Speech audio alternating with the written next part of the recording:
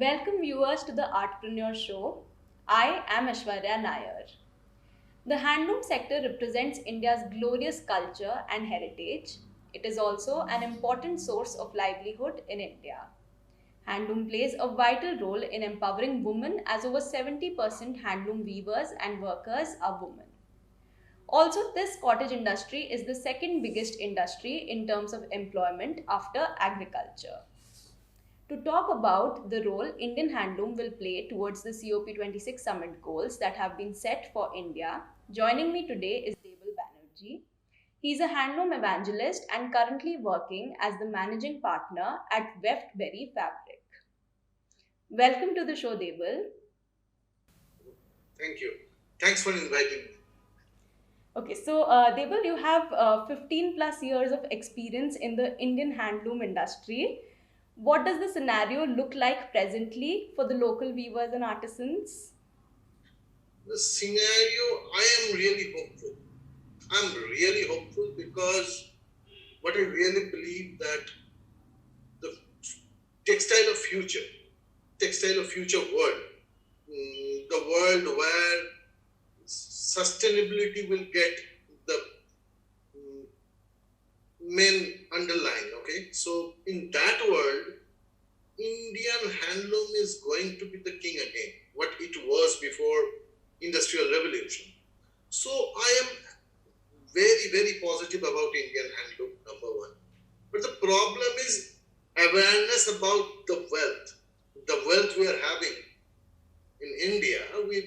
The problem is we are sitting over a gold mine and our awareness is really poor. That's the painful thing. But the future of Indian handloom is really bright and really hopeful about it. Okay, and how is the scenario for the artisans and weavers out there? Like I was asking on ground since you've had this experience. So what does that look like? Look, on ground, the artisans, the heart of this Indian handloom, they are neglected since the British age. Okay, and to be very frank,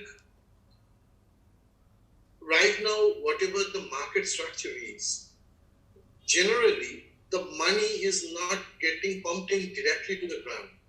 It's always via something. Okay, so people who are working on ground in any terms, they may be weaver, they may be other kind of working force or something like that. They are the dark truth is they are facing poverty, and just because of that poverty, the next generation is not coming because no parent want their kid to be poor. Okay, so that's the alarming thing. Despite of having a good market and despite of having a great future, according to me, the condition on the ground, the artisan's condition on the ground is really, really worrying me. It's alarming. Okay, so our handloom sector depicts 5,000 years of rich heritage, like you said, which has never been showcased. How can we create awareness about this sector among the millennials who are drifting apart from their tradition? Look, Aishwarya, to be very frank, handloom needs to be introduced in our school curriculum too. Because in our school curriculum, we hardly read craft history, craft heritage. Okay, we read some bit of architectural heritage in our history books or civics book. But the problem is handloom is neglected in school level thing. Number one. Number two, every school have their own craft class. Okay, in below 10 standard, every school have something. In that area, I think weaving should be introduced as a choice, not as compulsory thing, but as choice. In some area there are embroideries, right? In some area there are origamis and other craft. Carpentry also there, right? In the same way, if you introduce handloom weaving as a craft subject, so this can automatically grow some awareness. Otherwise, if I say to you that, okay, this is Meenakari Jamdani, that's a dry word. It makes no sense, right? If you don't know the background in some way. So if you say that, okay, the pyramid is made with stones which are really heavy, so we can judge something because we have some background of Egyptian history. So in that case, how we grown up, we have only one word called khadi, which is related to Indian independence, and we still don't know what is khadi. We know only that Mahatma Gandhi used to spin yarn. Okay, that's a very very partial picture of khadi. Even that khadi is not also explained over our history book. So some bit of awareness, I'm not saying that you need very deep subject, you need separate curriculum. No, it's not like that. Some bit of awareness needs to be there. Otherwise, it is really tough. Just imagine you you you read electricity in your school days, right? Some people went for electrical engineering. Some people became electrician, and most of them haven't dealt with that. But end of the day, if you are electrician or an electrical engineer, a small chapter helped you there, right? A small chapter is enough to push somebody.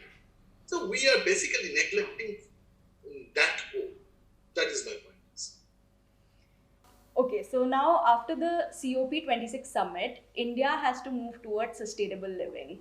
How will Indian handloom play a role towards making India a sustainable place to live in? Since textile industry contributes a lot towards carbon emissions as well. Aishwarya, the great thing is Indian handloom don't need to put any kind of effort to be sustainable. Because just imagine, right now, Indian handloom is in a position that in few months, if you assert systems, if you assert methodologies, and which are not modern methodologies, which are traditional methodologies, how we work since ages, if you just assert that, and leaving aside those chemicals and those influences from industrial revolution, what Indian handloom got, if we can leave that and stick to the traditional way of making textile of India, that is itself quite sustainable, as it can achieve zero carbon footprint textile with zero water wastage. So other than Indian handloom, there are very, very, very few options under the sun who can challenge that, okay, we can give you a textile with zero carbon footprint and zero water wastage. It's almost impossible to the greater world outside India. Almost impossible. Okay, so all kinds of Indian handloom, are sustainable, you mean to say? Absolutely, because just imagine the where the chemical takes place in terms of water wastage. Let me explain that. It's majorly chemical dyes. Before Industrial Revolution of Europe, we had no chemical dyes. All are natural dyes, and we was happy with that, right? And if you use natural dyes, that water can be used for agriculture too. Whatever the vegetable or plant-based dye options are there, what we also practice nowadays, even I am a practitioner of that. You can use that water for certain kind of agriculture. Number one. Number two, the carbon emission majorly in textile industry come from the factory.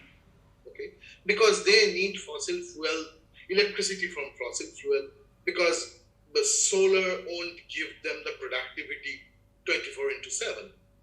Thankfully, in handloom, we don't need even electricity. If you have a small solar panel over your head, it can give you a light, the adequate amount of light to way. Just imagine the other way to minimize the fossil fuel is the cluster. Just imagine if you develop a cluster beside your farming area where a cyclist can, or some manual vehicle, non-fossil fuel vehicle can help you to transport your raw material. To be very frank, in terms of business, the business terms in X factory or X workshop, we I can assure you that we can be zero carbon footprint in X workshop or X factory level. Okay. There are infinite possibilities in the handloom industry. What opportunities do you think young startups and budding entrepreneurs have? Look, the thing is, people who are taking handloom as startup, for me, they are not very serious nowadays. Because if you are not serious, you cannot be a good startup, at least for me. Fail pass is different issue. First of all, you need to be serious, right? So the handloom startup, so far I can see the people who are doing, in my opinion, in my way of thought, they are not serious because just reading few books over your university, you cannot operate Indian handloom. Because most of the knowledge, most of the operational knowledge are not documented anywhere, and they are so diverse that you cannot document everything. So your ground experience can help you. So that way, there is a great chance for suburb people, the people who are staying in suburb, near to village, near to handloom cluster. If they are serious, they can grab a great opportunity. Number one. Number two, the good thing is if you just leave the designer's aura that I have to be in Lakme Fashion Week and all. So this kind of cliche, if you just wipe off that, if you just talk business, Indian handloom is one of the very few options where a small investment, even I know people who started with their pocket money, who started something, who started their company with 20,000 rupees. I know people. Okay, so it's a really good opportunity for people who want to start something up, because end of the day, in case of startups, you need to think about future, right? Startup should be futuristic, as we can feel that the bright tech startups are all futuristic. That's why they are successful. So if you start thinking about Indian handloom now, it is a futuristic thought. Number one. Number two, the resources are everywhere. In case of any startup, human resource is a big problem, right? In India, if you are dealing with handloom, human resources are available. If you don't even need an HR manager to manage your HR, human resources are everywhere, right?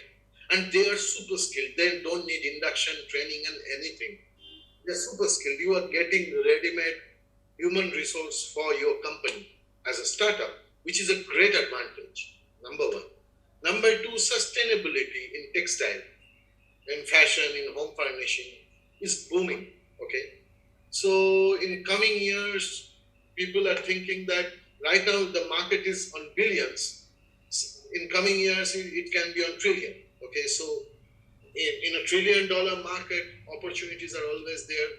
As you know, Khadi board, the government institution, they reported 10,000 crore export last year, right? So opportunities are there. And to be very frank, it's a great opportunity and probably the most convenient opportunity for starting it up, as per my view is concerned.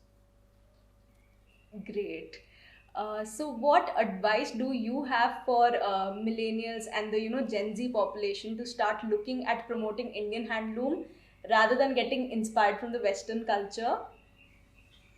Look, inspiring from Western culture is not a very bad thing. Okay, I'm also inspired from Western culture, right? So the tattoo I'm having is a pirate's tattoo, right? So inspiration you can take anywhere, from anywhere and everywhere. The thing is, if you don't know your root from where you are, you are missing some big part of your life. And someday your identity will be on crisis. So you don't need to know Indian handloom separately. You need to know your traditions. That's it. Just help yourself for your for your own good. Just know your background from where you are, where your root lies, right? So you don't need to give any extra effort. Everyone have their previous generation, at least somebody right now who are millennials. Most of them have grandparents in their home. So at least talking to their grandparents about their time, their young ages. To be very frank, I started, there was a time when I don't even know that textile can be done with hands. I had a time, right? So I'm not that ready-made person who came out with so much of knowledge from mother's belly. It's not that. But the thing is, I started my journey by listening to some elderly people, right? So Indian handloom is not a separate thing. Indian, as a whole, if you look at Indian culture, Indian handloom is the integral part of traditional Indian culture and lifestyle. So, if you know about traditional Indian lifestyle, your basic idea of Indian handloom is done. After that, if you need to dig deep down, reading some modern textile books, the basic textbooks, and doing detailed field study can help you, for sure. Okay, so finally coming to My Startup TV, we are a channel for startups and budding entrepreneurs. What are your views on our channel? So you are doing something great because um, people always put oil on oily head. Okay, people always. So celebrating success is quite convenient for anybody. But identifying would-be successful people and celebrating them is a really, I really appreciate it because you're giving a push to those people whose enthusiasm will give us the way to go forward, right? If the startups don't give us the way, how will we go? Ultimately, they are basically pushing the civilization forward, right? What is startup? Startup is an idea which will give you a better future, which will solve some problem, a real life problem in this planet. So, so you are pushing those people who will push our civilization. So, salute. Thank you so much, Debal, for joining, and we would definitely love to host you on our other shows where we have any discussions. Thanks for inviting me and thanks for your honor. Thank, Wish you great luck. thank you And so thank much. you for it. Yes. Yes. Thank you.